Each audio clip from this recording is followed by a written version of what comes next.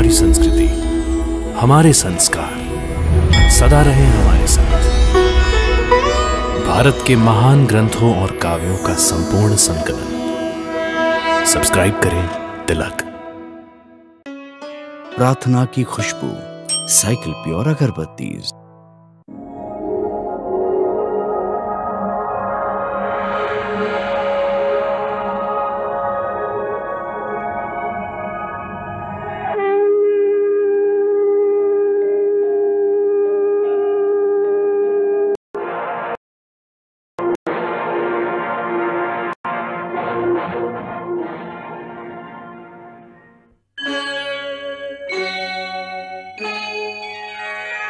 कृष्णा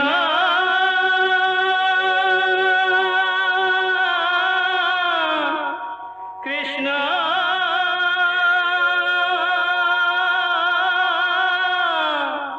हरे कृष्णा हरे हरे।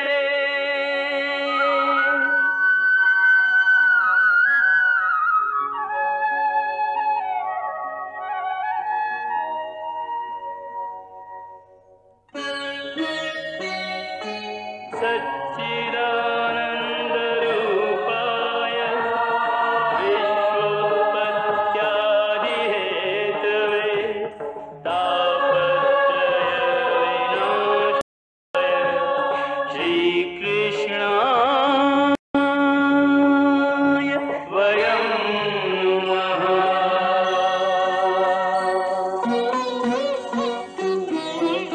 श्री कृष्ण गोविंद हरे मुरारे, हे नाथ नारायण वासुदेव। हरे कृष्ण राधे कृष्ण राधे राधे कृष्ण कृष्ण हरे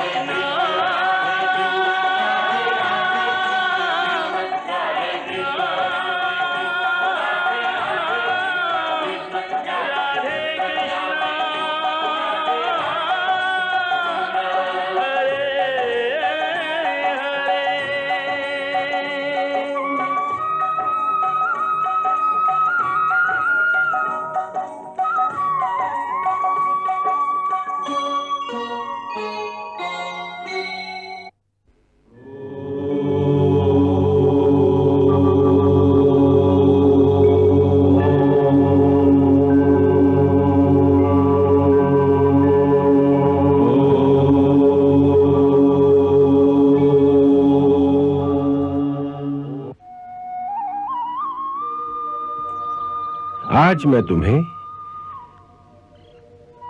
उन दिव्य शक्तियों का परिचय दूंगा जो योग साधना द्वारा प्राप्त होती हैं।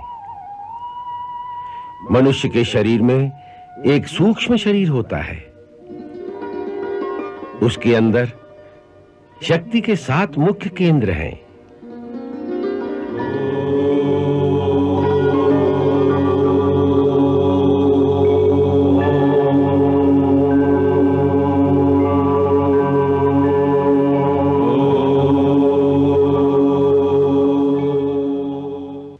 सबसे पहले मूलाधार चक्र है जो लिंग और गुदा के मध्य में स्थित है। इसी चक्र में कुंडलिनी शक्ति का निवास है। इसी कुंडलिनी के अभ्यंतर ही मूल चित्त शक्ति भी विराजमान है। इसी परम शक्ति को जगाना और फिर उसका नियंत्रण करना ही योग का परम लक्ष्य है। ये मूलाधार चक्र मनुष्य देह का आधार स्वरूप है। इसीलिए इसे मूलाधार पद्म कहते हैं। इसमें पृथ्वी तत्व की प्रधानता है।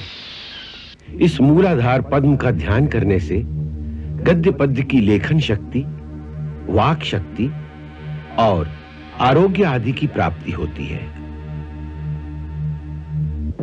दूसरा स्वादिष्ठान चक्र है जो लिंग के मूल स्थान में स्थित है। इसमें वरुण तत्व की प्रधानता है। इसका ध्यान करने से भक्ति, आरोग्य और प्रभुत्व की सिद्धि मिलती है। तीसरा पद्म मणिपुर चक्र है जो नाभि देश में अवस्थित है।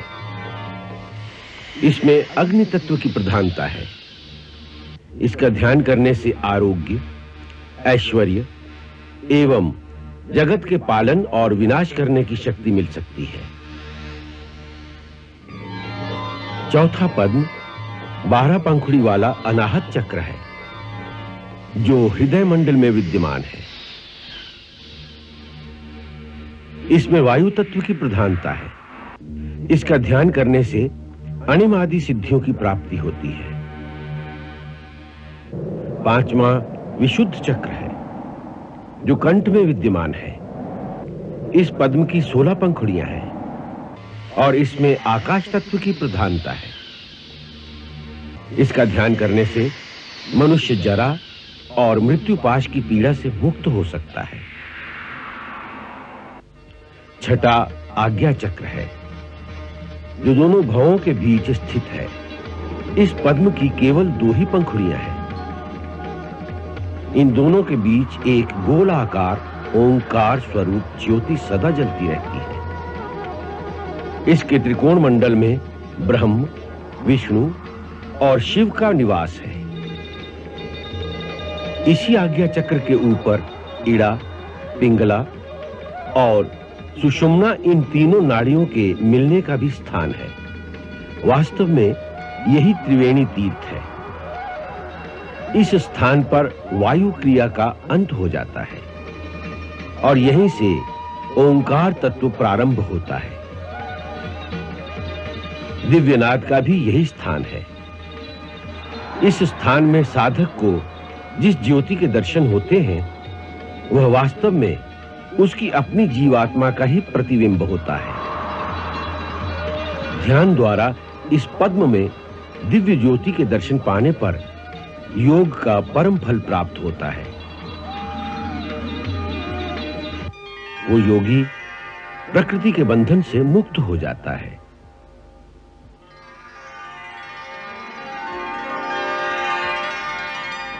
इसके पश्चात 7वां चक्र है, सहस्रार चक्र। 1000 पंखुड़ियों वाला ये पद्म ब्रह्मरंध्र के ऊपर महाशून्य में स्थित है। इस सहस्रदल कमल की कर्णिका के बीच एक शक्ति मंडल है। इसके बीच में एक तेज बिंदु विद्यमान है, जिसका प्रकाश करोड़ों सूर्यों से भी अधिक प्रकाशमय है। ये प्रकाश बिंदु ही अज्ञान के अंधकार का नाश करने वाला सूर्य स्वरूप परमात्मा है। इन्हीं को भिन्न भिन्न संप्रदाय के लोग अलग अलग नामों से पुकारते हैं। साधना के बल से इसी प्रकाश बिंदु के दर्शन करने को ही ब्रह्म साक्षात्कार कहते हैं। इनके अतिरिक्त और भी कई सूक्ष्म शक्ति केंद्र हैं, परंतु मैंने तुम्हें केवल मुख्य केंद्रों का ही विवरण संक्षेप में बताया है।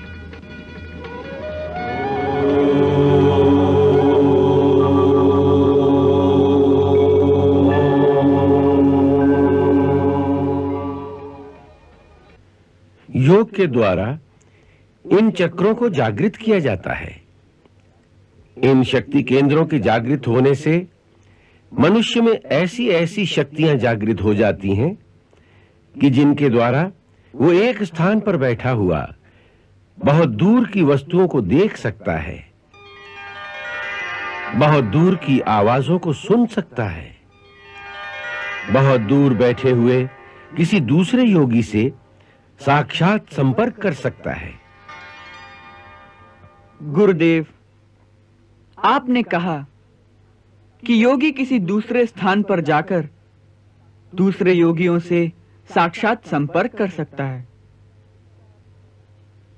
इसका अर्थ है कि हमारा यह शरीर उड़कर किसी दूसरे स्थान पर जा सकता है? नहीं, पंचभूतों से बना हुआ हमारा ये स्थूल शरीर प्रकृति के नियमों में जकड़ा हुआ है। ये उन नियमों का उल्लंघन नहीं कर सकता। फिर जिनके अंदर पूर्ण योग शक्ति का विकास हो जाता है, वो स्थूल शरीर को छोड़कर अपने सूक्ष्म शरीर के द्वारा जहां चाहें जा सकते हैं। अब यही एक विद्या मेरे पास रह गई है। माता सरस्वती के अनुसार कल मैं ये विद्या तुम्हें सिखा दूंगा।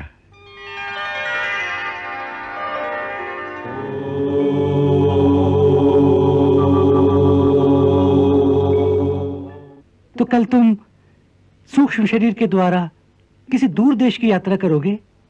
गुरुदेव ने तो ऐसा ही कहा है। काश मुझ में भी तुम्हारी जितनी प्रतिभा होती तो गुरुदेव मुझे भी ऐसी शक्ति प्रदान करते, तो मैं भी नित्य प्रति ऐसी ही यात्रा करता। नित्य प्रति कहाँ जाते? नित्य प्रति मैं अपनी माता के पास जाता। वो प्रतिदिन सवेरे सवेरे दही बिलोती है, उसमें से माखन निकलता है। मैं रोज वहां जाकर माखन खाता और फिर यहां चला आता। सूक्ष्म देह में होने के कारण वो मुझे देख नहीं सकती, बस चकित हो जाती कि उसका माखन कौन खा गया।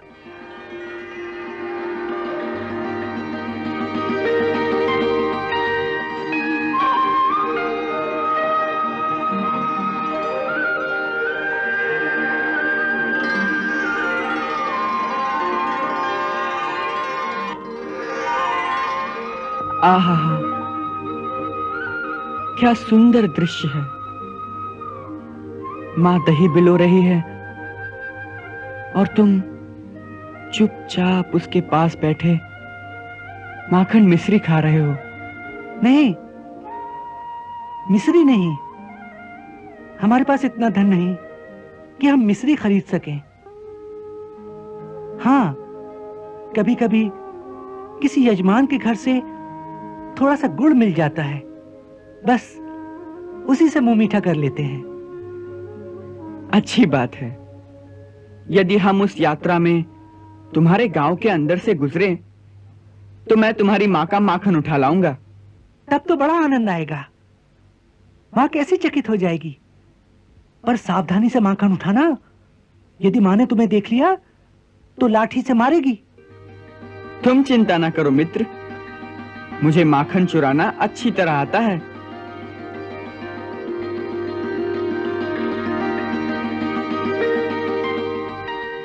कृष्ण, बलराम, सुदामा,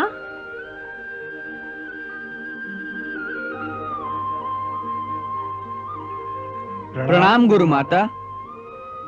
दीर्घायु भवन्तु। आज वन से लकड़ियां लाने की बारी तुम लोगों की है। सोतनिक, जल्दी चले जाओ। आकाश में बादल छाए हुए हैं, कहीं वर्षा ना आ जाए। परंतु पहले मुझे आपकी रसोई में पानी के 5 घड़े रखने हैं। इसके लिए मैं किसी और को कह दूंगी। अभी तुम लोग चले जाओ ताकि वर्षा आने से पहले तुम लोग लौट आओ। गुरु माता, आज पानी भरने के लिए हम दाऊ भैया को यहाँ छोड़ जाते हैं। लकड़ियां हम और सुदामा ही ले आएंगे। अच्छी बात है, किंतु वन में अधिक दूर तक मत जाना। दूर तो जाना ही पड़ेगा। क्यों? क्योंकि आश्रम के आसपास किसी पेड़ में सूखी लकड़ियां ही नहीं बची और गुरुदेव का आदेश है कि पेड़ों से हरी टहनियां कभी नहीं काटना,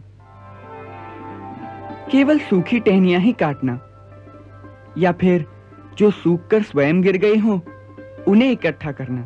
परंतु फिर भी वर्षा का ध्यान रखना और सांझ से पहले ही लौट आना। लो, ये चने अपने साथ ले जाओ। देखो, मैं आधे आधे तुम दोनों के पल्लू में बांध देती हूं। भूख लगने पर इन्हें खा लेना। गुरु माता, मेरा पल्लू तो फटा हुआ है। ये सारे आप इसी के पल्लू में बांध दीजिए, मैं इससे आधे ले लूंगा।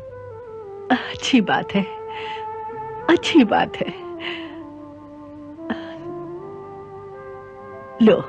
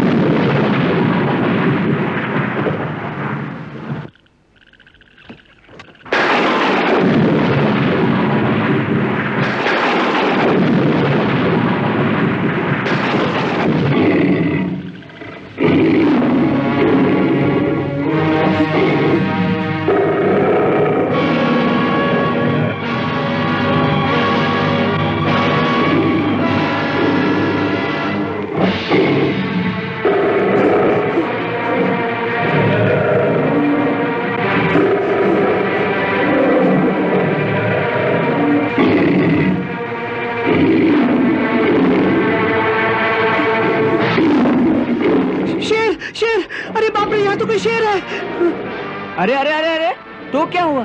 डरते क्यों हो? पूछते हो डरते क्यों हो? वो हमें खा जाएगा। अरे वाह, मेरे होते कैसे खा जाएगा?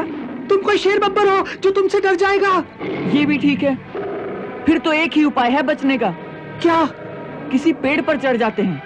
सुना है कि शेर पेड़ पर नहीं चढ़ सकता। हाँ, ये ठीक है। अरे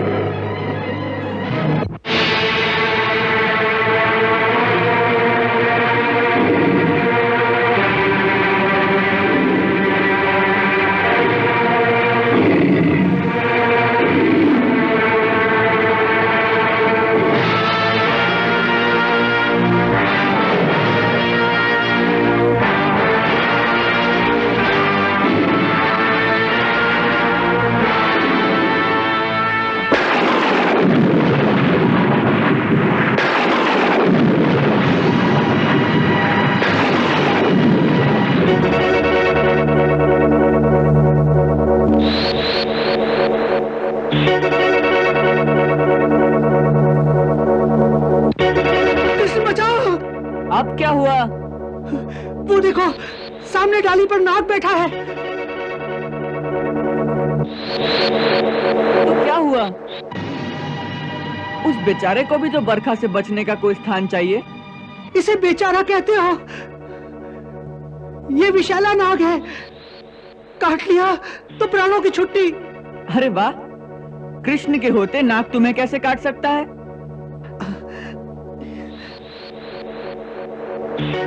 अरे तुम अपने आप को समझते क्या हो? जो नाग भी तुम्हारे डर से मुझे नहीं काटेगा।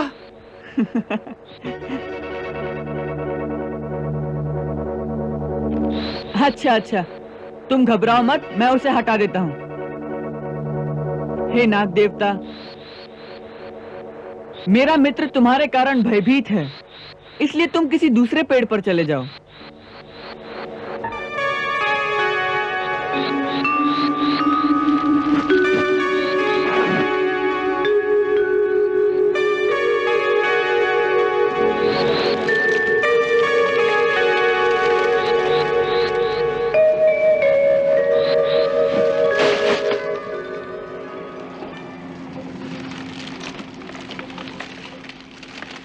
तुम कैसे हो?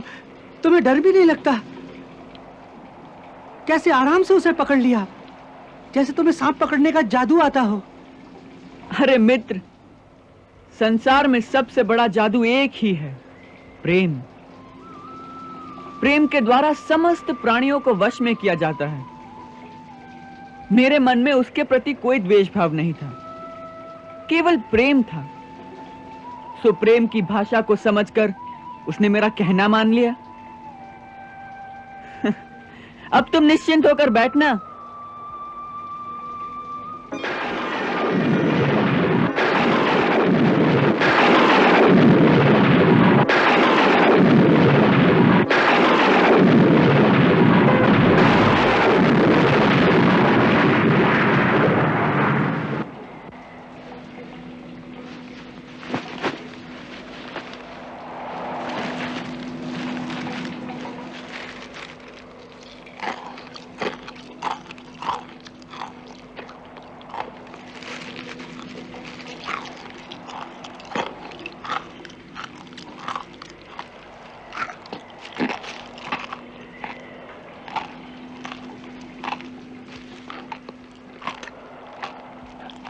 अरे, ये कटकट की आवाज कैसी आ रही है? कुछ खा रहे हो क्या? नहीं, ये तो सर्दी के मारे मेरे दांत कटकटा रहे हैं। अच्छा, बहुत सर्दी लग रही है क्या? हाँ, सारा शरीर भीग गया है। ओह, मुझे भी बहुत सर्दी लग रही है। सुना है कुछ खाने से शरीर में गर्मी आ जाती है। तो लाओ वो चने जो गुरु माता ने दिए थे, दोनों बांट के खा लेते हैं। चने? चने कहाँ हैं? तुम्हारे पल्लू में बांधे थे ना? मेरे पल्लू में? वो तो पेड़ पर चढ़ते समय डालियों की रगड़ से गीले पल्लू की गांठ खुल गई थी, जिससे सारे चने नीचे कीचड़ में गिर गए। ओह, ये तो बहुत बुरा हुआ, क्योंकि तुम्हें तो भूख बहुत जल्दी लग जाती है ना। तो आप क्या करोगे?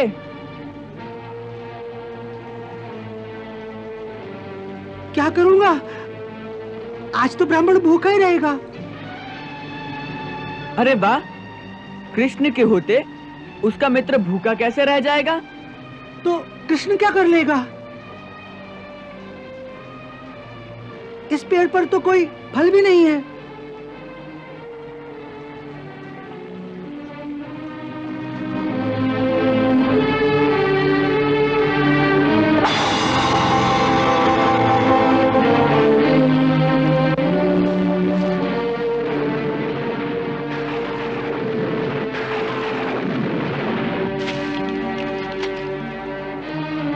पेड़ पर फल ना सही, परंतु कृष्ण के पास खाने का चबैना तो है। तुम्हारे पास चबैना है? कहां से आया? वो मुझे भूख कम लगती है ना, तो जब पिछली बार वन में लकड़ियां लेने आया था, उस समय गुरु माता ने जो चने दिए थे वो अब तक मेरी अंटी में बंधे हुए थे।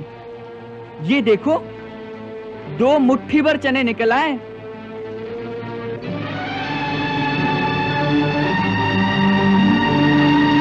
ले लो, अब जल्दी से खा लो।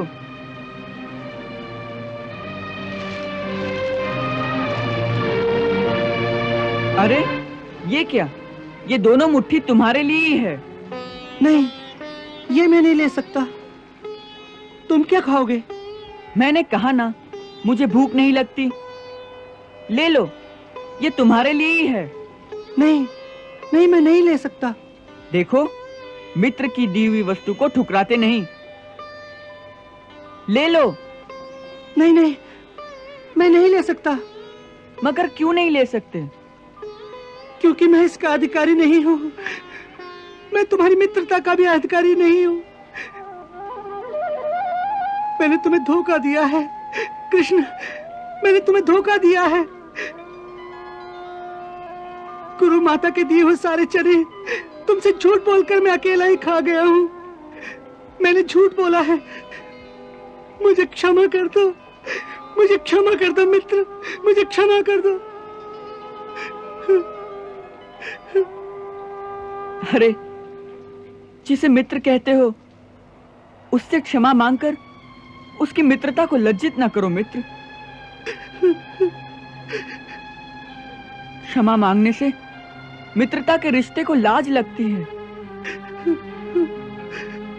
अरे, मुझे धोखा देने का पूरा अधिकार है तुम्हें, क्योंकि मित्रता की पहचान यही है कि यदि एक मित्र धोखा भी दे तो भी दूसरा उसे मित्रता की पहचान समझकर उस धोखे को हंस के स्वीकार कर ले।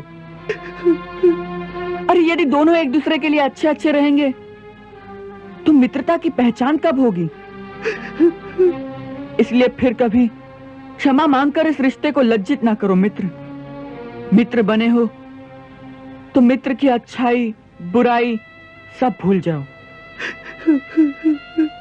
केवल मित्र बने रहो, बस केवल मित्र।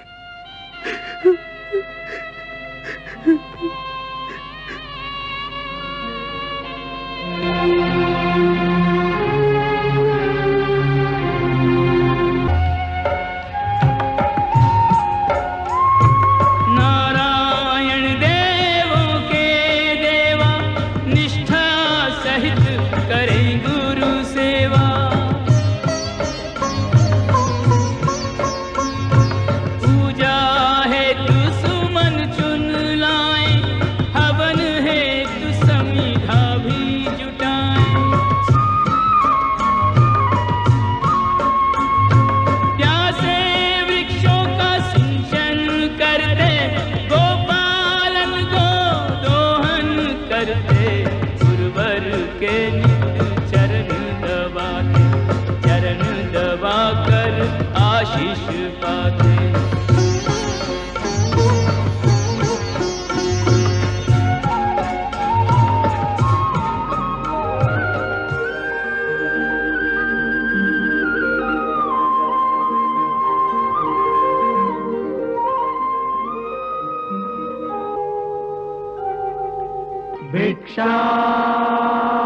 भिक्षाम देहि,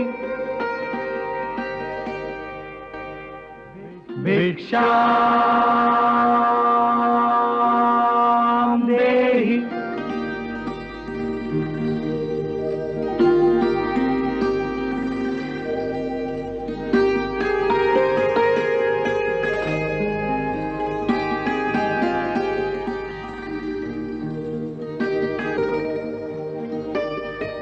ब्रह्मचारियों, आज आने में बहुत देर कर दी। माता, आज सारे आश्रम में सफाई करनी थी, बहुत काम था, इसलिए विलंब हो गया।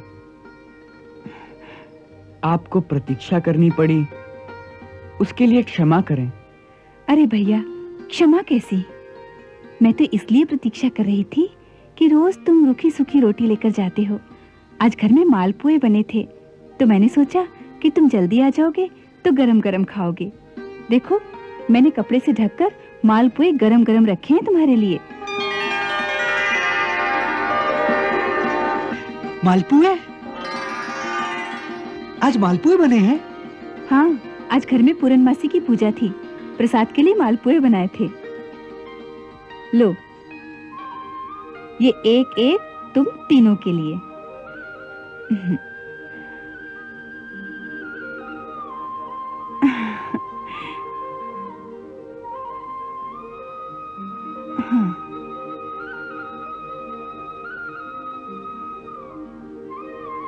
अब इसे जल्दी से खाओ, गरम गरम खाने में बड़ा मजा आता है।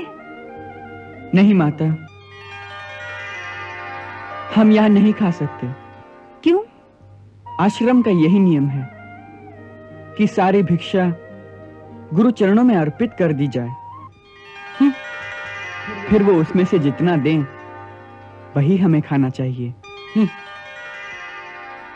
अरे भैया, तुम्हारे गुरुदेव के लिए मैं अलग से देती हूँ ना। लो, ये तुम उनके लिए भी ले जाओ। मैंने और भी रखे थे, सोचा था आज तुम्हें यहाँ पेट भर के खिलाऊंगी। नहीं माता, ये नियम विरुद्ध है। कैसे कठोर नियम है ये तुम्हारे। मैं कभी कभी सोचती हूँ कि अपने घर से इतनी दूर तुम कैसे रह पाती होगे। अपनी अपनी माँ याद आती होगी ना।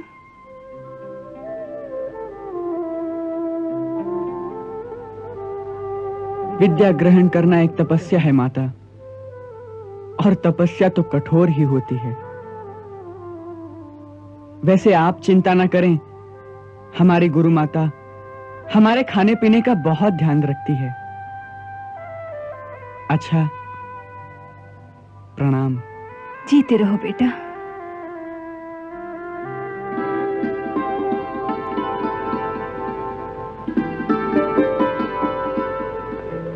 कैसी मोहनी सूरत है इस बालक की। जी चाहता है कि पुत्र बनाकर इसे घर में ही रख लूं। उसे पुत्र बना लोगी तो भैया क्या कहेगा? वो क्या कहेगा? उसे तो ऐसा सुंदर सलूना भैया मिल जाएगा।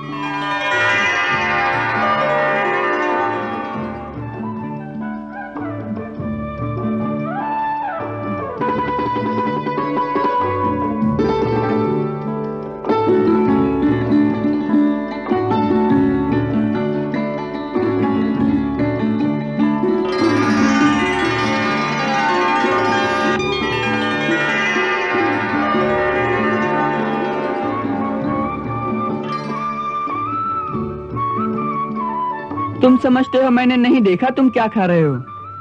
नहीं नहीं, मैं तो कुछ भी नहीं खा रहा हूं। देखो, झूठ बोलना पाप है, और ब्राह्मण को भूखा रखना भी पाप है। तो मैं तुम्हें भूखा रख रहा हूं। और क्या? उसने कितनी ममता से कहा कि सामने बैठकर खाना खा लो, पर तुमने आश्रम के सारे नियम बता दिए। नियम तो हैं, गुरुदेव को पता चलेगा तो क्या कहेंगे? गुरुदेव को कैसे पता चलेगा? रोज हम 3 रोटी लेकर जाते हैं, सो आज भी 3 रोटी लेकर जाएंगे। हाँ, यदि तुमने गुरुदेव को ना बता दिया तो।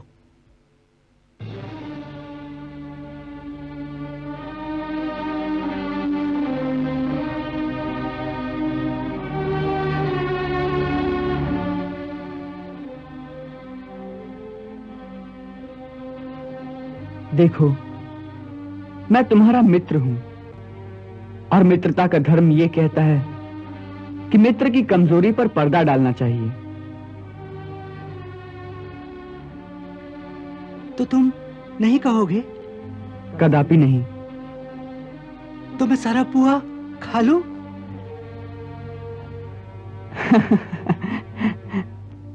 हाँ हाँ, खा लो, मैं देखूंगा भी नहीं।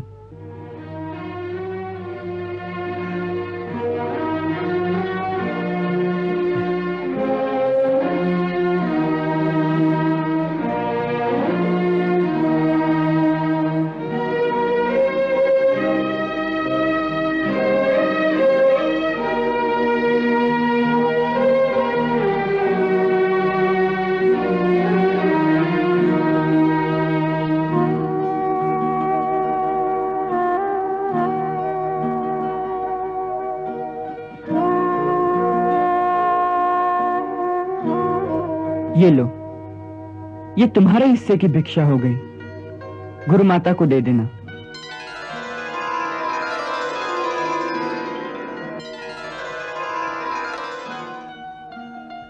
कुछ भी कहो, तुम मित्र बड़े खरे हो।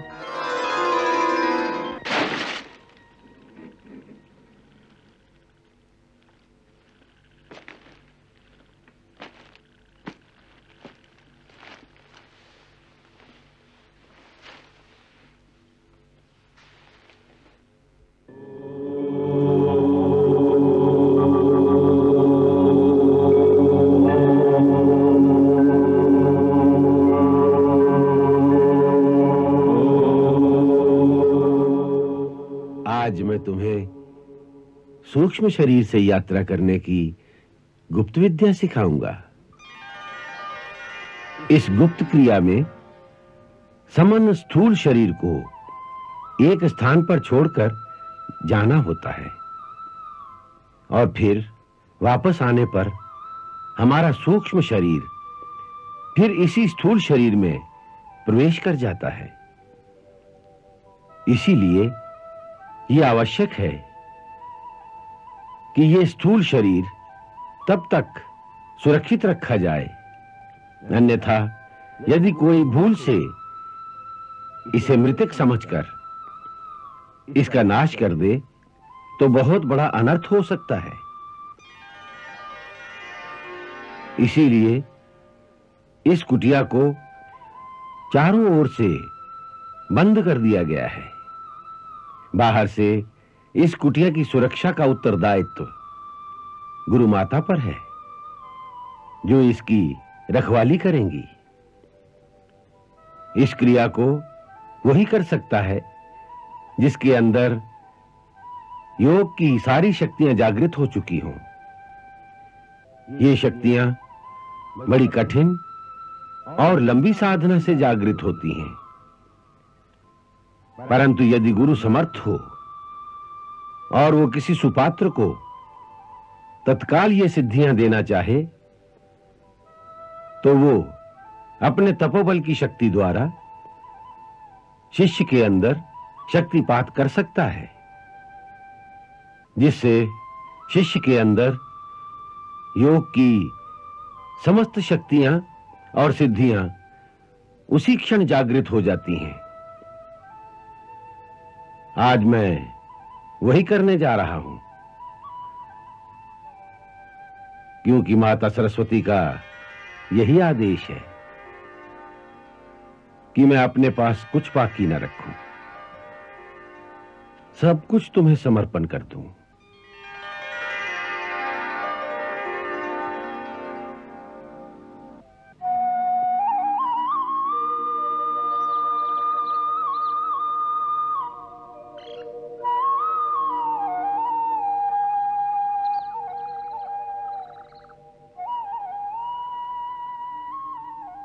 हे महाकाल, हे समस्त योगियों के परम गुरु भगवान शिव, मैं अपने जन्म जन्मांतर की भक्ति और तपस्या का फल अपने इन दोनों शिष्यों को समर्पित करता हूं। हे महायोगी, अपनी परम दया से इन दोनों को योग की समस्त सिद्धियां और शक्तियां प्रदान करने की कृपा करें।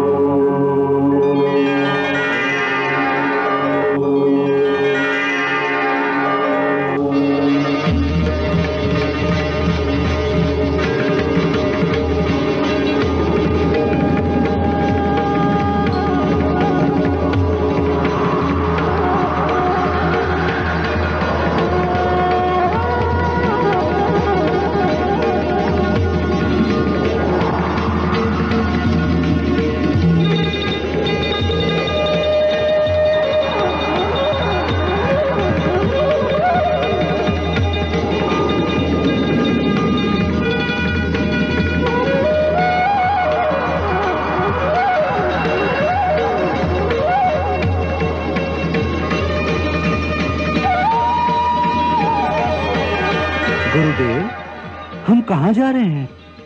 हिमालय पर्वत पर। बहुत दिनों से श्री बद्रीनारायण के दर्शन नहीं किए, इसलिए सोचा आज उनके दर्शन ही कर लें। वैसे भी वो स्थान आध्यात्मिक शक्तियों का एक महान केंद्र है, जहां से आत्मा को एक दिव्य आनंद प्राप्त होता है। चलो।